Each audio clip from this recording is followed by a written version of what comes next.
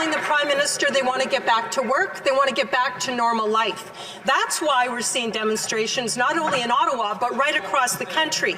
The Prime Minister has caused division by overtly politicizing vaccines and the pandemic and calling these Canadians names. And now he's saying these protests really aren't his problem. They're the provinces or maybe even the cities. When will the Prime Minister stop hiding, show up for Canadians, show some leadership, and fix the mess that he's created? The Honourable Minister.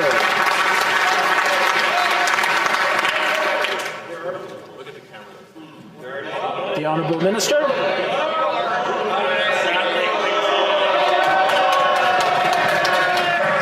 Thank you, Mr. Speaker, and I appreciate the question. I think that what we have to ask at this moment in time is what needs to get done to get Canadians safe and out of this pandemic. And what we know is the best way we can get out of this pandemic is to get vaccinated.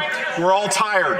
We're all frustrated. But we have to ask how we can continue to sacrifice to keep those safe around us, to make sure that we follow public health measures and do our best to get out of this pandemic, keeping as many people safe and alive as possible. The Honourable Leader of the Opposition. Speaker, Dr. Tam and other health officials across the country have started to change their language on lifting restrictions.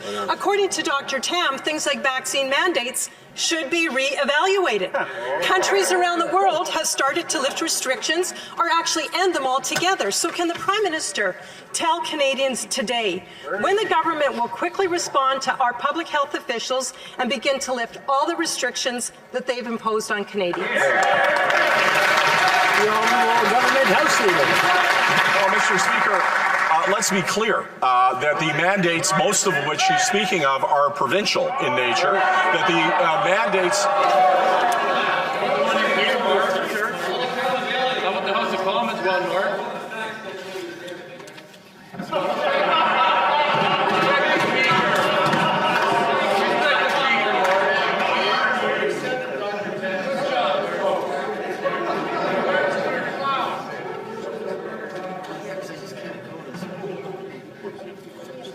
Can we go ahead? Okay. The Honourable Leader of the Opposition just asked a question. She'd like to hear what has to be said in response to her question. Please let the Honourable Government House Leader answer so she can hear it. The Honourable Government House Leader. Mr. Speaker, I heard some yelling that they want to end the mandate for truckers to be able to get vaccinated, but I would point out to the honourable members across that the rule exists in the United States, that even if it didn't exist in Canada, they would have to have it in order to enter the United States. Here are the plain and simple facts. Canadians need straight talk about how to get out of this pandemic. That means following public health guidelines. That means getting vaccinated, and yes, it means talking calmly and rationally about what are real solutions instead of trying to be incendiary and try to elevate a situation that is not about the pandemic, that is about politics. The Honourable Leader of the Opposition. Well, thanks to that member, I see the Prime Minister is still in hiding, and that member's mansplaining to me how to stay calm and rational, which I don't appreciate. Mr. Speaker, Canadians have suffered. They followed the rules. They've done what they were asked to do. We can't have a slow and drawn-out process of reopening just because the Prime Minister is hiding and in denial.